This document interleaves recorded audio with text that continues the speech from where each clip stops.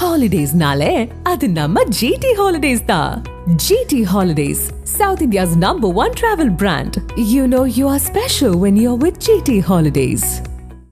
பாக்கி இதில் எப்படி நம்ம புரிஞ்சிக்க வேண்டியது இருக்குது? கரூர் இந்த நிகழ்வு துயரம் அப்படின்றது கூட்டணியை நோக்கி தள்ளக்கூடிய நிர்பந்தத்தை விஜய்க்கு ஏற்படுத்தி இருக்கிறதா? ஏன்னா அவங்க சொல்கிற மாதிரி இரண்டாம் கட்ட தலைவர்கள் உறுதியாக இல்லை அப்படின்றதும் அம்பலமாக இருக்கிறது. ரியாக்ட் பண்ணவே இல்லாமல் இருக்கிறாங்க அப்படின்னும் பொழுது அவங்க எப்படி மக்களை சந்திப்பாங்கன்ற ஒரு கேள்வி வரும் இல்லையா? விஜய் இந்த கரூர் சம்பவத்தை அடுத்து ஆரம்ப கட்டத்தில் விஜய் மீது ஒரு சாஃப்ட் கார்னர் வந்தால் கூட அவர் காணொலியில் பேசின பேச்சுக்கு பிறகு அவருக்கு எதிர்வினை தான் அதிகமாக வந்திருக்கு. அது ஒரு பக்கம் இருக்கட்டும். இந்த கூட்டணி அப்படின்னு நீங்கள் கேட்கும்போது அரசியலை பொறுத்தவரை என்னுடைய தெளிவான பார்வை இந்த கொள்கையெல்லாம் இல்லை சார். விக்ட்ரி அதுக்கு என்ன வழி? எது கிடைச்சாலும் அடிக்கணும். மாங்காவை அடிக்கணுமா? கல் கிடைச்சாலும் அடிப்பேன், கட்டையை கிடைச்சாலும் அடிப்பேன், எது கிடைச்சாலும் அடிப்பேன். இதுதான் அரசியல் களத்தில் இருக்கிற நிஜமான யதார்த்தமான உண்மை. அதிமுகவை பொறுத்தவரையில் பல விஷயங்களில் நடந்துக்கிட்ட விஷயத்தை பார்த்தோம்னா நீண்ட காலமாகவே ஈரோடு கிழக்கு இடைத்தேர்தலேருந்து சொல்கிறேன், எடப்பாடி பழனிசாமி கன்சிஸ்டண்ட்டாக சொல்கிற ஒரு வார்த்தை, அதிமுக தலைமையில் மெகா கூட்டணி அமையும். நீங்கள் அதை விமர்சிக்கலாம், விமர்சிக்காமல் இருக்கலாம், கேலி செய்யலாம், அதெல்லாம் வேறு. பட் அவர் அதை சொல்லிட்டு இருந்தார். நீ நண்பர் ஜீவசகாப்தன் சொன்னதில் ஒரு சரியான பாயிண்ட் என்ன, இந்த மாதிரி சூழல் உருவாவதுக்கு முன்பே அதிமுக தாவேகா கூட்டணியை எதிர்பார்த்தாங்க. என்ன காரணம்? என்னன்னா ஃபேன்ஸ் நிறைய கூடுறாங்க. நான் ஃபேன்ஸுன்னு சொல்கிறேன், ரசிகர்கள்னு சொல்கிறேன், தொண்டர்கள்னு சொல்ல. இன்னும் என்னால் அங்கே கூடியிருந்த பல லட்சம் பேரை ரசிகர்களாகத்தான் பார்க்கிறேன், தொண்டர்களாக பார்க்கல. ரெண்டுத்துக்கு டிஃப்ரென்ஸ் இருக்குது. இவங்களால் ஏதேனும் அரசியல் களத்தில் ஒரு தாக்கம் ஏற்படுமா? அரசியல் களம்னு நான் சொல்வது தேர்தல் களத்தில் தாக்கம் ஏற்படுமா? அப்படி ஏற்படும் என்றால் அதை பயன்படுத்தி கொள்ள வேண்டும். நான் என்ன சொல்கிறேன்னா, இது அரசியலில் இது யதார்த்தமாக ஒப்புக்கொள்ளப்பட்ட நிஜமான விஷயந்தான். இல்லை, அதில் நீங்கள் சொல்கிறது நுட்பமானது தான். ரசிகர்கள் ப்ளஸ் கட்சியினுடைய வலுவான கட்டமைப்பு. அதிமுக கட்சி ரீதியாக வலுவான கட்டமைப்பில் இருக்குது, தாவேகா ரசிகர்களுடைய படையோடு இருக்குது. அப்படின்றப்போ இந்த கூட்டணி மெர்ஜ் ஆகிறதுக்கான வாய்ப்பு இருக்குமா? கூட்டணி மெர்ஜ் ஆகவில்லை. அதாவது இந்த சூழலை ஏற்கனவே எடப்பாடி பழனிசாமி சொன்னது போல் முயற்சி தம்பி நல்லா சொன்னார். அந்த முயற்சி எடுத்ததை இது ஒரு களமாக அமைஞ்சுது. இது கரூர் சம்பவம் ஒரு களமாக அமைஞ்சுது. என்னன்னா எல்லாருடைய பார்வையும் விஜய் மீதான கண்டன குரல் அதிகரித்து வரும்போது சரி அவரை வேறு வழி இல்லாமல் இஸ் கார்னர்டு இல்லையா? அந்த சமயத்தில் எதையோ சார்ந்து இருக்க வேண்டிய சூழல், அட்லீஸ்ட் அது தெரிஞ்சிருக்கு, அரசியல் தெரியுதோ இல்லையோ அது வேறு விஷயம். ஸோ அப்போ இவருக்கு ஒரு ஆறுதல் அல்லது ஒரு சார்பு, ஒரு சப்போர்ட் தேவை இருக்குன்ற போது அதிமுக பக்கம் அவர் நெருங்குவதற்கான வாய்ப்புகள் நிறைய. இப்போ அங்கே தான் ஒரு நாட்டு வைப்பாங்க இல்லையா திமுக அதனுடைய கூட்டணிகள். இப்போது அதிமுக தாவேகா கூட்டணி அமைக்கும் பட்சத்தில் அதிமுகவுக்கு தூத்துக்குடி சம்பவம், தாவேகாவுக்கு கரூர் சம்பவம்னு சொல்லி ரெண்டு விஷயத்தை வச்சு மக்கள் விரோத கூட்டணி அப்படின்ற ஒரு காயின் பண்ணாங்கன்னா நெருக்கடி அதிகமாகும் இல்லையா? அது வெற்றி கூட்டணியாக மாறுறதுக்கான வாய்ப்பு இல்லாததானே போகும். இவங்களும் கவுண்டர் பண்ணுவாங்கல்ல. ரெண்டுத்துக்கும் அருணா ஜெகதீசன் ஆணையம் என்ன சொல்லிச்சு, என்ன முடிவு வந்தது, என்ன அவுட்புட் என்ன என்று கேட்கறதுக்கு சான்சஸ் இருக்குன்னா அவங்க அப்படி நினச்சாங்கன்னு செய்வாங்கல்ல. நமக்கு இந்த சம்பவங்கள் இருக்குல்ல பார்த்தீங்களா, இந்த மாதிரி எல்லா வரலாற்றிலையும் எல்லாருடைய காலத்திலும் முதுகுளத்தோர் காலம் எடுத்துக்கலாம், கீழ்வன்மணி காலம் கூட எடுத்துக்கலாம். இஷ்யூ அந்த ஒரு சம்பவம். ஆனால் அதுக்கு என்ன ரெமெடி பண்ணுறாங்கன்றது இவங்க கள்ளக்குறிச்சி எடுத்து புரியுது எனக்கு. ஆனால் இதில் இஷ்யூ பெரிய ரோல் பிளே பண்ணாது அப்படின்றப்போ இல்லை, அதை தாவேக தனித்து நிற்கலாம் இல்லையா? இல்லை, நான் அப்படி சொல்லலை. நான் இஷ்யூ ரோல் ப்ளே பண்ணாதுன்ட்டு இல்லை. கள்ளக்குறிச்சி சம்பவத்தை இன்பகரமான துயர சம்பவம் தானே அதுவும். அதை பற்றி விமர்சனம் எழுதல அரசாங்கத்தின் மேலே, அதெல்லாம் எதுவுமே எல்லாமே இருக்கலாம் சார். ஆனால் தேர்தல் நெருங்கும் போது என்ன நிலை அப்படிங்கிறது ஒன்று.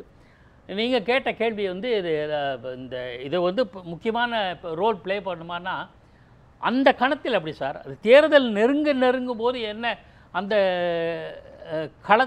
தேர்தல் நெருங்குற சமயத்தில் என்ன மிகப்பெரிய உற்பாதங்களோ விளைவுகளோ எதோ ஏற்பட்டால் அதை ஒட்டி தீர்ப்புகள் மக்களுடைய தீர்ப்புகள் மாறுவதற்கான சான்சஸ் இருக்குது இப்போ அதில். ஆனால் இதை பயன்படுத்திக் கொள்வது தான் அரசியலுடைய நுட்பம், அரசியலுடைய அணுகுமுறையே அதுதான். இன்னொரு விஷயம் என்னென்னா, ஏற்கனவே விஜய்க்கு ஒரு பாதுகாப்பு கொடுத்தது ஒய் இப்போது அது இசட் பிரிவாக்க உயர்த்த பரிந்துரை செய்யப்பட்டிருக்குது. மத்திய காவல் படை சிஆர்பிஎஃப் அவங்களோட பாதுகாப்போட கூடுதல் வாகனங்களோடு இருக்கிறது, இதெல்லாம் தர்றாங்க. அப்படின்னா பாஜகவும் இந்த சூழலை பயன்படுத்தி கொள்ளுகிறது சார், பயன்படுத்தி கொள்ளுகிறது.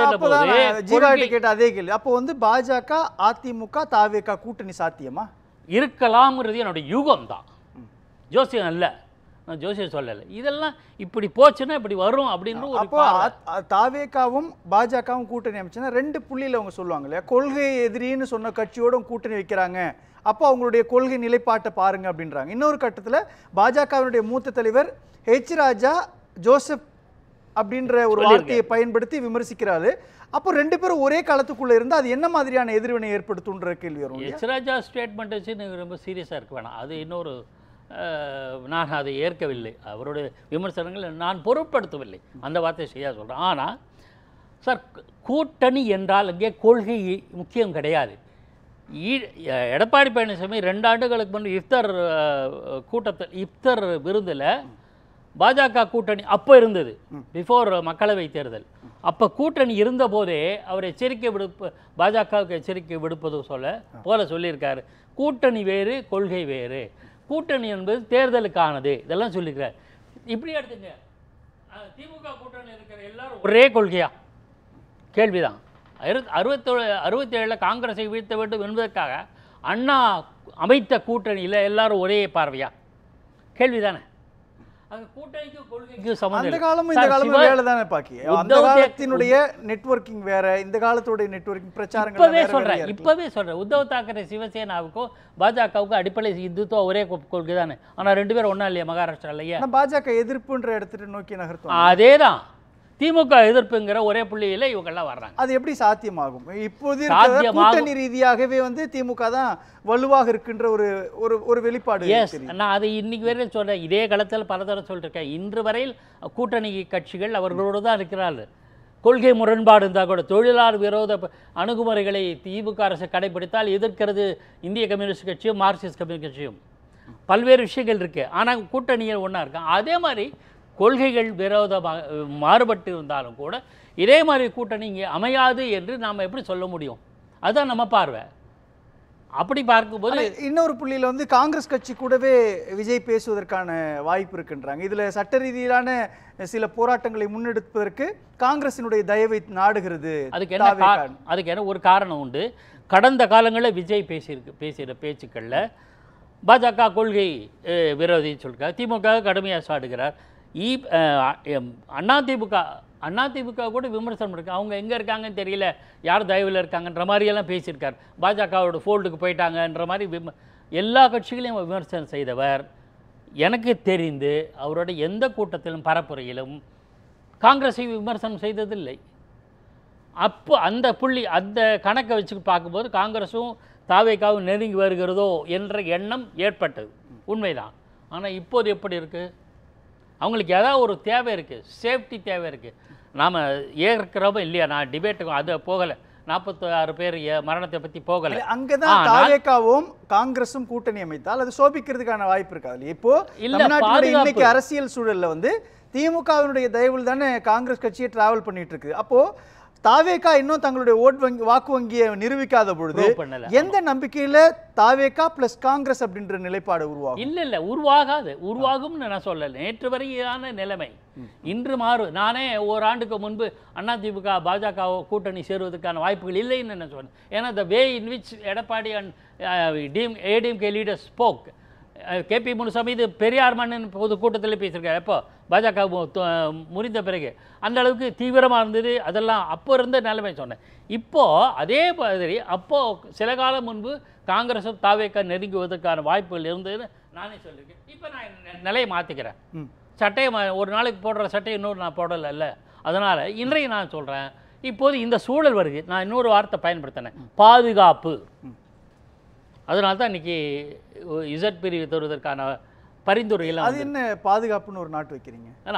நான் வந்து ரொம்ப அதை பற்றியெல்லாம் சொன்னேன்னா விமர்சனமாக போகும். நான் என்ன சொல்கிறேன், அவர் கருதி இருக்கக்கூடும், விஜய் வந்து கருதி இருக்கக்கூடும். அதனால தான் அவர் வரல, நான் ஜஸ்டிஃபை பண்ணலை.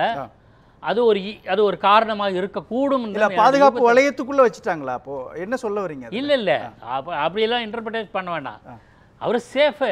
சென்ட்ரல் கவர்மெண்ட் இருக்கே, பவர்ஃபுல் பிஜேபி கவர்மெண்ட்டு. ஸோ அவங்களோட தயவில் தான் நமக்கு சேஃபு. எப்படி வேணால் நீங்கள் இன்டர்பிரேட் பண்ணலாம். ஆனால் நீங்கள் உங்களோட இன்டர்பிரேஷன் என்னுடைய கருத்து அல்ல, என்னுடைய மேம்போக்காக நான் சொன்ன கருத்து, அவ்வளோதான். அப்போ அவங்க ஜீவா ஏற்கனவே முதல்ல சொன்ன மாதிரி அதிமுக தாவேகா கூட்டணி வச்சாங்கன்னா வாய்ப்பு இருக்கு. அப்போ வந்து கேம் வெளியில வந்து பாஜக இருப்பாங்க. பாஜகவும் தாவேகா கூட சேர்ந்தாங்கன்னா சிறுபான்மையினருடைய வாக்கு கிடைக்காது இல்லையா அவங்களுக்கு? அது கடந்த காலத்தில் அதிமுகவுக்கு என்ன ஏற்பட்டதோ நிலை, அதே நிலை தான் இங்கே உருவாகும். திராவிட முன்னேற்ற கழகமும் பாஜகவும் கூட்டணி வச்சது 1999 என்ன பெரிய இழப்பு அபரிவிதமான இடங்களை பெற்றார்கள் மக்களவை தேர்தல். ஆனால் சூழல் எப்படி இருக்குன்னு பார்க்கணும். அந்த களத்தை பொறுத்து பார்க்கலாம். நம்ம எதையுமே இதுதான் சொல்ல முடியும், அதுதான் சொல்ல முடியும். என்னுடைய எண்ணம், என்னோடய பார்வை அப்படின்னு ஒன்று நான் சொல்லுவேன். அது சரியாக இருந்தால் சந்தோஷம், இல்லைன்னா இல்லை, அவ்வளோதான். அதுதான் என்னோடய பார்வை. கூட்டணி சேருமா இல்லையா, அல்லது பாஜகவினோட ஆதரவு கிடைக்குமா இல்லையா, அல்லது பாஜகவினோட ஆசீர்வாதம் கிடைக்குமா இல்லையா, அந்த வார்த்தையை பயன்படுத்துகிறேன். இதெல்லாம் பாஜகவோட ஆசீர்வாதம் கிடைக்குமா இல்லையான்னு கூட பார்க்க. ஆசீர்வாதம்னா எதுவும் உங்களுக்கு எது வராமல் நான் பார்த்துக்கிறேன், நான் இருக்கேன் உங்க பின்னாடி, நீ என்ன திட்டிட்டு நண்பர் அழகா சொன்ன. அப்போ திமுகவுடைய கருத்து எளிதாயிடும் இல்லையா? பாஜக தான் அவங்களுக்கு பேக்கப் பண்றாங்க, பாஜகவினுடைய தூண்டுதல் பேர் விஜய் கட்சி தொடர்ந்து இந்த வார்த்தையெல்லாம் உண்மையாயிடும் இல்லையா? ரெண்டு விஷயம் தம்பி சொன்னதில் பல விஷயங்களை ஒத்துட்டு போகும்போது ஒரு வார்த்தை பயன்படுத்த நான் அதை நான் நிராகரிக்கிறேன், மறுக்கிறேன். டெல்லி ப்ராடக்ட்னு சொன்னார். It's wrong. தாவேகா உருவானதற்கு பாஜக அல்ல, உருவான தாவேகாவை தனக்கு சாதகமாக பயன்படுத்திக் கொள்வது பாஜகவின் அரசியல். இது என்னோட பார்வை. பேசலாம்.